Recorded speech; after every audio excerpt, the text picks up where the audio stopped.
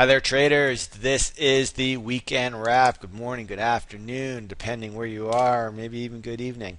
Let's take a look at what we have going. Lots of interesting moves this week. ECB pushing the dollar, the euro against the dollar higher, making a little bit of movement in the pairs, but we kind of reversed that today.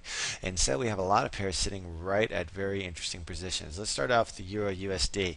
You can see that this cross has gradually pushed higher, broke above that 138.30 level that we were looking for, but there is definitely resistance right here going up to the 139 to the 138.30 level, and we have this descending trend line that has capped the price action going all the way back to 2008. So we're going to watch this level right here, right now, see what we get. Hold or break of the 139 level will be key. We break that, there really isn't anything above. We could see a push back up to the 142, so forth. But if we get a reversal here, which could be a nice candle, nice daily if we get a close, especially if we get a close below the 138.50 level, then we could start seeing a push back down lower. We'll look for a break push back down lower. A break definitely below that 138.30 level would would give me a little bit more confidence, and we'll see a push back down towards the bottom of the range. But that is what I'm watching. So either a break of the 139 or a push back below that 138.30 for a continued push lower. Let's take a look at the Swiss franc, because that's basically the inverse of what we're looking at there. And this guy is in this resistance zone between 138, 137.50, and it did break back down lower, but couldn't really get anything going. So this is what we're going to watch. We're going to see if we get a break back above the 88 level, then maybe we can see a push up to 89.25. But this is very choppy here.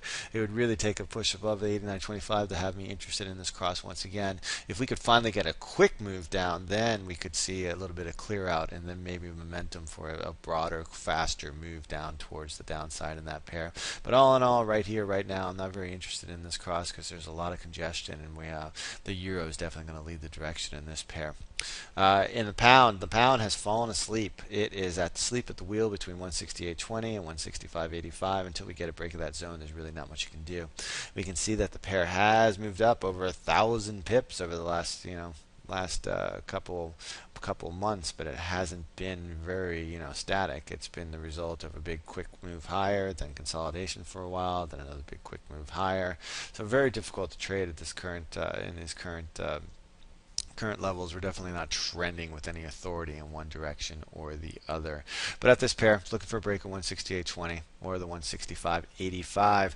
Aussie USD, this guy is interesting. Rejected at the 190 at the 0.91 level. That was my last bar of resistance. If we do get a reversal here, we could still have a move down to the 80.30 level in the cards. But if we get above this 91 level, then things could reverse course, and we could be on our way up to the 190.9450, or that's actually just a number.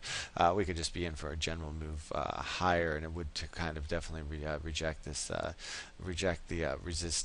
momentum that we have had to the downside. And we are definitely, though, we did make a higher high here, so this will be interesting. This we're starting off the week is going to definitely be a tell in this pair, as with the New Zealand USD sitting right at resistance here between 84.40 and 84.30. So we're going to have to watch the price action right here, right now. Could get a reversal here, and if we do, could see a push back down towards the bottom of the zone, or at least if we get back below 84, then we could definitely see a little bit of momentum down to the downside. USD JPY, a very interesting pair today.